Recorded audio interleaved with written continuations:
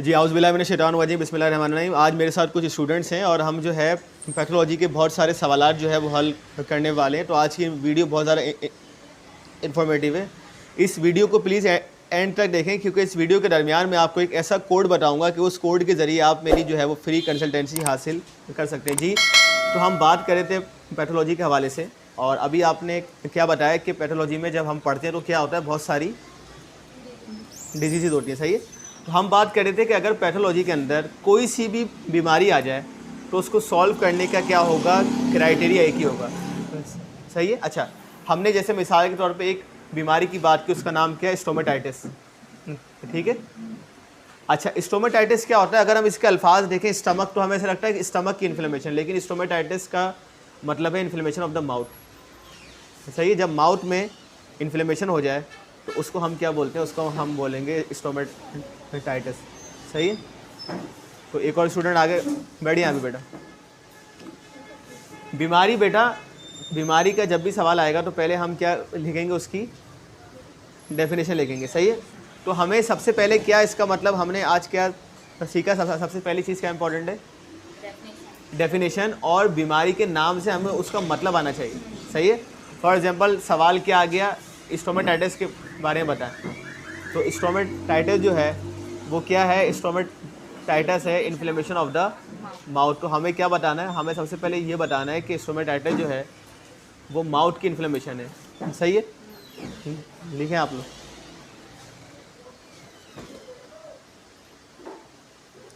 अच्छा, पहली क्या हो गई हेडिंग, बीमारी इम्तहान में कोई सी भी आ जाए या आपको वैसे भी सॉल्व करना है, तो सबसे पहले हम क्या लिखेंगे, उसकी डेफिनेशन लिखेंगे। हम ये बताएंगे कि बीमारी क्या है।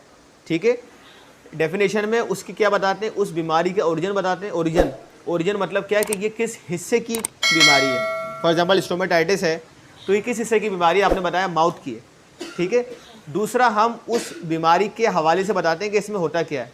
तो आपने बताया कि इसमें होता क्या है, कि इसमें जो है वो पानी आपको लाऊं मंगवाऊँ।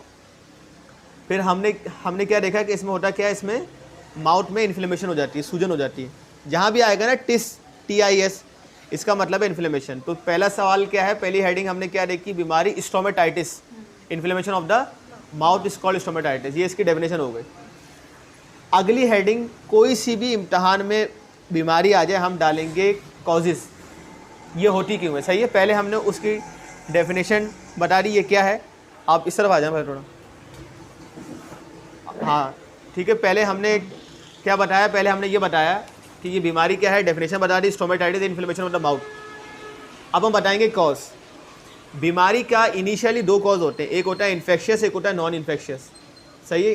तो क्या क्या होते हैं, इन्फेक्शियस मतलब अगर बीमारी किसी वायरस, बैक्टीरिया, फंगस वगैरह से फैल रही है, किसी भी जरासीम से फैल रही है, तो हम कहेंगे कि ये इसका इन्फेक्शियस कॉज है। सही है। अगर बीमारी किसी बैक्टीरिया के अलावा किसी चीज़ से फैल रही है तो हम कहेंगे ये नॉन इन्फेक्शियस है। आप बताएं कौन सी ऐसी बीमारी है, वैसे तो बहुत सारी, कोई एक बीमारी का आप सब नाम बताएं कि जो बगैर वायरस की होती है। एस्टमा, दमा जो है ये वायरस से नहीं होता, ये किससे होता है, धूल मट्टी से हो जाता है। आपको हिस्ट्री उससे वजह से हो गया। और कौन सी है बीमारी जो है वो उसके बगैर होती है, कोई वायरस बैक्टीरिया उसमें इन्वॉल्व नहीं होता। हाँ, बहुत अच्छी बात की आपने, डायबिटीज़ मेलाइटस है ना। डायबिटीज़ का कोई बैक्टीरिया नहीं है, वायरस नहीं है। ठीक है। तो कुछ बीमारी जो है वो नॉन इन्फेक्शियस होती है, उसमें कोई इन्फेक्शियस इन्वॉल्व नहीं होता। ठीक है। लेकिन स्टोमेटाइटिस एक ऐसी बीमारी है जो इन्फेक्शियस भी है और नॉन इन्फेक्शियस भी है। ठीक है। तो कॉज में हम क्या लिखेंगे, there are 2 type of cause of stomatitis. अभी आप पॉइंट्स में लिख लें, फिर आप घर जाके डिटेल लिख लीजिएगा। Number 1 infectious and number 2 non infectious. ठीक है। अच्छा, इस तरह से अगर हम सॉल्व करेंगे, देखें इंटरनेट पे हर चीज़ मौजूद है। अगर हमें हेडिंग पता है ना क्या डालनी है, तो हम ये पूरा सिलेबस जो है वो कवर कर सकते हैं, खुद नोट्स बना सकते हैं। और हम जब खुद बनाएंगे तो वो हमें बनाते बनाते याद हो जाएगा, खुद ही इम्तहान में याद करने की ज़रूरत ही नहीं है, चूँकि वो एक एक चीज़ हमने पॉइंट आउट की है ना। हमने भले इंटरनेट से उठा के कॉपी पेस्ट किया, लेकिन हमने देखा है और उसको हमने सिस्टमेटिक वे में लिखा है। पहले हमने लिखी definition, causes, there are 2 type of causes, infectious and non infectious. अच्छा, अब इन्फेक्शियस की बात करते हैं। कौन सा ऐसा वायरस बैक्टीरिया है जो मुंह का अल्सर कॉज कर सकता है, मुंह की सूजन कॉज कर सकता है? एक बहुत ही मशहूर नाम मैंने आपको बताया, अभी फिर से बता रहा हूँ, हर्पीस सिम्प्लिक्स। आप लोग लिख लें, HERPES, हर्पीस सिम्प्लिक्स, हर्पीस सिम्प्लिक्स। अभी मैंने आपको पहले ही बताया कि हर्पीस सिम्प्लिक्स जो है ये क्या है, ये जो वायरस है ना, ये 2 भाई बहन हैं और ये बहुत ही इंपॉर्टेंट है वायरस। ये बहुत ही ऐसा वायरस है कि अगर ये किसी को आ जाए तो ये उसको बताता है कि हाँ मैं आ गया हूँ। इसकी खासियत ये 2 भाई बहन हैं, एक का नाम है हर्पीस सिम्प्लिक्स और एक का नाम है हर्पीस ज़ूस्टर। सही है, एक का नाम क्या है, हर्पीस सिम्प्लिक्स, और एक का नाम है हर्पीस ज़ूस्टर। ये 2 भाई बहन हैं। ज़ूस्टर, ZOOSTER। इन भाई बहन की खासियत क्या है? इनकी खासियत ये है कि जब ये बॉडी में आते हैं, जिस हिस्से पे आते हैं उसमें दर्द हो जाता है शरीर। फॉर एग्जांपल, आसान में कर देता हूँ, हर्पीस सिम्प्लिक्स जो है ना, ये सिर्फ मुंह में आएगा। हर्पीस सिम्प्लिक्स का काम है मुंह के छाले पैदा करना, मुंह की सूजन करना, बस, इसके अलावा कोई काम नहीं है। लेकिन आपने अक्सर देखा होगा, एक तो छाला वो होता है कि आपके मुँह में छाले, लेकिन आप खा भी रहे हैं, पी भी रहे हैं। एक आपने अक्सर नोट किया होगा कि पेशेंट या आपके भाई बहन या रिश्तेदार कहते हैं कि जब से मुझे ये छाला हुआ है ना, मुझसे पानी भी पिया नहीं जा रहा। अगर मैं पानी भी पी रहा हूँ तो ये मेरे छाले पे लग रहा है, मुझे बहुत तकलीफ़ हो रही है। यहाँ तक कि अगर ज़बान भी लग रही है तो मुझे बहुत तकलीफ़ हो रही है। इसका मतलब वो छाला जो है वो हर्पीस सिम्प्लिक्स का है। जब वायरस आके छाला पैदा करेगा, हर्पीस सिम्प्लिक्स आ जाएगा ख़ास तौर पर, तो उसमें दर्द इतना शदीद होता है कि पेशेंट को बुखार हो जाता है सिर्फ छाले की वजह से। वरना आमतौर पर आपने देखा होगा पेशेंट कहते हैं मुझे 5 साल से जो है वो छाले मुँह में। ठीक है, इसका मतलब वो हर्पीस सिम्प्लिक्स वाला नहीं है। हर्पीस सिम्प्लिक्स वाला जब छाला होगा तो मुंह में दर्द बहुत होगा। इसी तरह हर्पीस ज़ूस्टर जो है ये आता है स्किन के ऊपर, ये स्किन की इन्फेक्शन कॉज करता है हर्पीस ज़ूस्टर। हर्पीस ज़ूस्टर की भी पहचान ये है कि जब हर्पीस ज़ूस्टर आएगा स्किन पर तो दर्द बहुत होगा। आमतौर पे आपने देखा है, खारिश है, हमने स्वेटर भी पहना हुआ है, कपड़े भी पहने हुए, लेकिन हम जब हम डॉक्टर के पास जाते हैं, हमारा पेशेंट आते हैं, मैं बोलता हूँ कहाँ खारिश है, वो अपनी जो है वो शर्ट खोल के दिखाता है, डॉक्टर साहब यहाँ खारिश है। लेकिन हर्पीस ज़ूस्टर में ऐसा नहीं होता। उससे तो कपड़ा रखा ही नहीं जाएगा उसके ऊपर, इतना होगा दर्द, बुखार हो जाता है उसको। हालांकि दाना 1-2 हुए, लेकिन दर्द इतना है कि उसको जो है बुखार हो जाए। शर्ट भी नहीं पहनता है वो कि मेरे अगर उस पर लगेगी तो मुझे बहुत दर्द होता है। डॉक्टर साहब हवा भी लगने से होगा दर्द। इसका मतलब क्या है, हर्पीस ज़ूस्टर। सही है, हमने क्या देखा कि हर्पीस सिम्प्लिक्स और हर्पीस ज़ूस्टर ये 2 भाई बहन हैं। आसान करें, हर्पीस सिम्प्लिक्स कहाँ आता है, माउथ पे आएगा, इसके अलावा कहीं पर भी नहीं जाएगा। और हर्पीस ज़ूस्टर कहाँ आएगा, स्किन पे आएगा। स्टोमेटाइटिस हम पढ़ रहे हैं, हमने डेफिनेशन देखी, कॉज देखा, ये इन्फेक्शियस कॉज है। नॉन इन्फेक्शियस कौन सी चीज़ों की वजह से मुंह में छाले होते हैं? Number 1, deficiency of vitamin B12। जब आपकी बॉडी में विटामिन B12 की डेफिशिएंसी हो जाए, सही है, तो आपको छाले हो सकते हैं। दूसरा, डेफिशिएंसी ऑफ फॉलिक एसिड। आप में से कोई बताएगा कि ये कहाँ पे बनता है, फॉलिक एसिड और विटामिन B12? बॉडी के कौन से हिस्से में बनता है? ये हमारी इंटेस्टाइन, आंतों में बनता है। ठीक है, और ये कौन बनाता है? एक आंतों में बैक्टीरिया, उसका नाम है इकोलाई। ठीक है, आंतों में एक बैक्टीरिया, उसका नाम है इकोलाई, वो बनाता है फॉलिक एसिड और विटामिन B12। एक और इसका है कॉज छालों का, वो है यूज ऑफ एंटीबायोटिक्स। अच्छा, कुछ जहन में आया ये सुन के कि एंटीबायोटिक के इस्तेमाल से क्यों छाले हो जाएंगे? आमतौर पे जो लोग हैं, आवाम, वो कहती है भाई एंटीबायोटिक से है ना जिस्म में जो है वो गर्मी पैदा हो जाती है। लेकिन ये तो आम बंदों की ज़बान है ना। आप जो मेडिकल के स्टूडेंट्स हैं, आप क्या समझते हैं कि क्यों एंटीबायोटिक से जो है वो मुँह में छाले हो जाते हैं? अभी जो हमने इतनी सारी बातें की, इसको मिलाएं आपस में। जी, आप भी बता सकते हैं। गरम, आपने तो आम बनने वाली बात की ना कि आम लोगों की सोच क्या है, जो डॉक्टर के अलावा कि भाई एंटीबायोटिक बहुत हार्ड होती है, 500 mg है तो मुंह में छाले हो जाएंगे। ये तो आम बनने की बात है ना, एज अ डॉक्टर। जी अच्छा, आप स्टेप बाय स्टेप जाएं। मैंने क्या कहा है कि सबसे पहले उस वर्ड का मतलब देखा करें। एंटीबायोटिक का काम क्या है? What is the work of antibiotic? उसका काम है to kill bacteria, to kill bacteria. Which type of bacteria antibiotic kill? आपकी बॉडी में दो तरह के बैक्टीरिया है ना, एक तो यूजफुल बैक्टीरिया है, जैसे अभी हमने एक बैक्टीरिया की बात की, उसका नाम क्या बताया मैंने, इकोलाई, जो आंतों में है, वो तो हम सब की आंतों में अल्हम्दुलिल्लाह। और वो क्या कर रहा है, वो तो हमें फ़ायदा पहुंचा रहा है, वो तो विटामिन B12 बना रहा है, वो तो इकोलाई बना रहा है।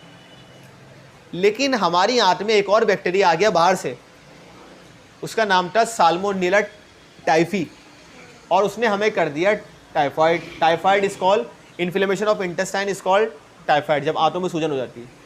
डॉक्टर ने बोला भाई, जब वो करवाया टेस्ट, बोला आपको जो है वो टाइफाइड होगी, आपको खानी पड़ेगी एंटीबायोटिक। ठीक है भाई, जब एंटीबायोटिक गई,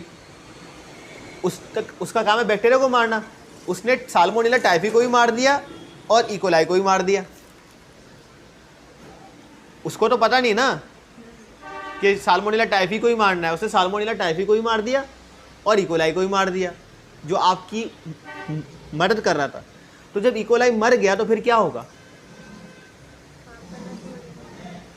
कौन सा काम करना छोड़ देगा? हाँ, जब इकोलाई मर गया, तो इकोलाई जब मर गया तो फॉलिक एसिड नहीं बनेगा, विटामिन B12 नहीं बनेगा, तो फिर क्या हो जाएगा? छाले हो जाएंगे। आया समझ में? साइंटिफिकली बात ये है, एज अ मेडिकल स्टूडेंट आपको ये बताना है, ठीक है ना। वो तो आम लोगों की बात है ना कि जिगर में जो है वो गर्मी हो गई या ये हो गया वो हो गया, ठीक है, ये आम लोगों की बात है। एज अ डॉक्टर आपको क्या बताना है कि ये सारा प्रोसेस। तो हमने कॉज देखे बहुत अच्छी तरह, हमें स्टोमेटाइटिस समझ में आया कि इन्फेक्शियस कॉज में हर्पीस सिम्प्लिक्स है, और हर्पीस जूस्टर हमें बताना नहीं है, वो ऐसी इन्फॉर्मेशन के लिए, क्योंकि आगे जिल्द की बीमारियाँ भी आएंगी। हर्पीस सिम्प्लिक्स है, जूस्टर है, और इसके अलावा हमने ये देखा कि नॉन इन्फेक्शियस में क्या क्या है। अच्छा, इसके बाद हम जो आते हैं वो सिम्टम पे आते हैं।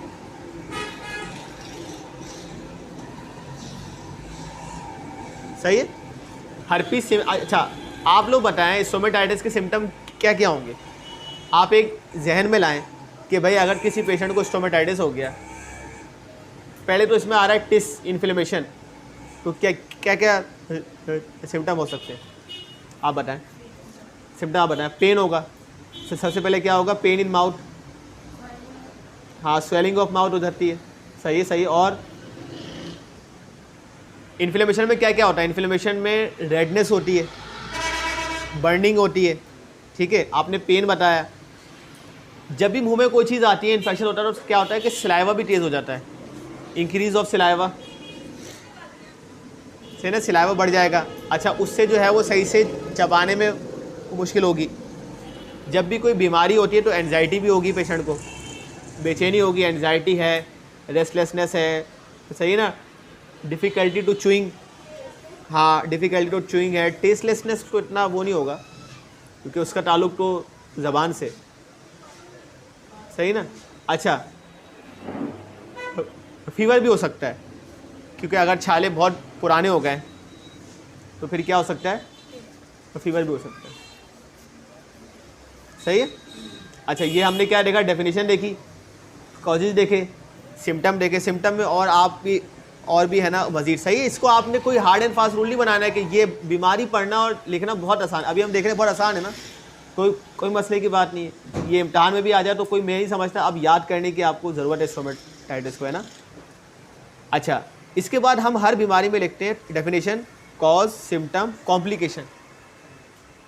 अगर बीमारी ठीक नहीं होगी तो क्या होगा, है ना। अगर छाले हो गए और हमने छाले का इलाज नहीं किया तो फिर क्या होगा? कॉम्प्लिकेशन क्या होगी, आप बताएं। अगर किसी को छाला है और वो सही नहीं कर रहा, हाँ, तो बढ़ जाएगा कॉम्प्लिकेशन। तो उसको हम क्या बताएंगे, मतलब बढ़ के कहाँ तक जा सकता है वो? Cancer, mouth cancer, it will cause mouth cancer. मैंने बहुत सारे पेशेंट देखे हैं, वो कहते हैं डॉक्टर साहब एक छाला हुआ था हमें, वो बढ़ के इतना हो गया कि उसमें सुराख हो गया, वो कैंसर बन गया। हर दाना, अच्छा, कैंसर को लोग पता नहीं क्या समझते हैं, कैंसर हर बीमारी की बिगड़ी हुई हालत है, ठीक है। दाना हो गया आपके चेहरे पे, वो भी कैंसर बन सकता है अगर आप इलाज नहीं कराएंगे उसका, वो बढ़ के कैंसर बन गया, ठीक है ना। वहाँ पे एबनॉर्मल ग्रोथ आना शुरू हो गई। इसी तरह छाला हो गया, तो कॉम्प्लिकेशन क्या है, बहुत बड़ी कॉम्प्लिकेशन है माउथ कैंसर।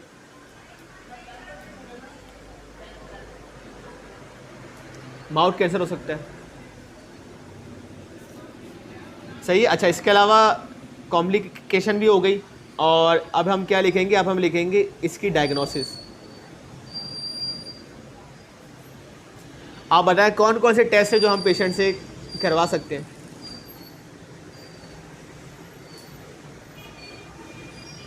पॉसिबल टेस्ट कौन कौन से जो हम करवा सकते हैं।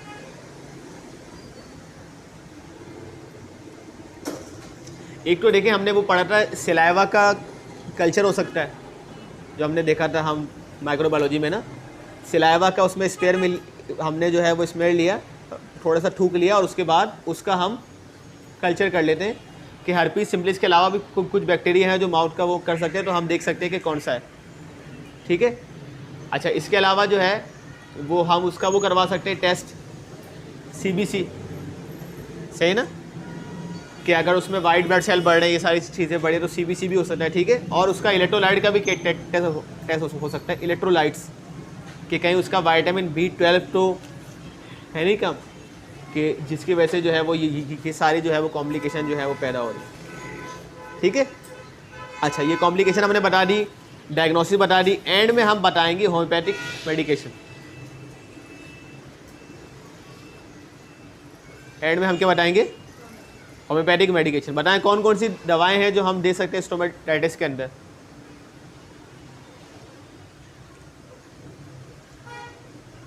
क्या ध्यान में आ रहा है, एक ऐसे ही बताएं। मुंह में छाले हो गए, कौन कौन सी मेडिसिन है जो हम दे सकते हैं इसके अंदर। सबसे पहले इन्फ्लेमेशन की बात आती है, तो बात आती है बेलाडोना की, बेलाडोना। उसके बाद जो है वो मर्कसॉल, सही है, बेलाडोना हो गई, मर्कसॉल हो गई, borax, BORAX, borax, nitric acid,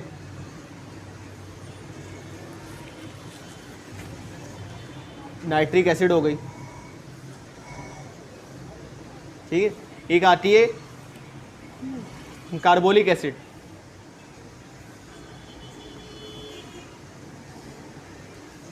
एक और दवाई है सिफलिनम, ठीक है। तो ये हमने देखा, ये वो सारी दवाएं हैं जो हम स्टोमेटाइटिस के अंदर जो है वो देख सकते हैं। तो देखिए कितना आसान हो गया स्टोमेटाइटिस को हल करना। इसी तरह अभी हम इंशाल्लाह 4-5 बीमारी को हल करेंगे, फिर मैं आपको होमवर्क दूंगा, फिर आपको जो है वो घर से जो है वो सारी बीमारियों को हल करके लाना है। बल्कि मुझे जो हमारा व्हाट्सअप ग्रुप बना हुआ है उस पर आप है ना भेज दीजिएगा, ठीक है। पॉसिबल डेफिनेशन हमने क्या, पॉसिबल हेडिंग्स क्या देखी हमने, डेफिनेशन है, कॉज है, सिम्टम्स हैं, साइन डाल सकते हैं, कॉम्प्लिकेशन, डायग्नोसिस और होम्योपैथिक मेडिकेशन। और जो मैं आपको कोड बताने वाला था एंड में वो है M21। तो अगर आपको मेरी वीडियो पसंद आए तो ज़रूर इसको लाइक करें, सब्सक्राइब करें, अपने दोस्तों के साथ शेयर करें। बहुत शुक्रिया।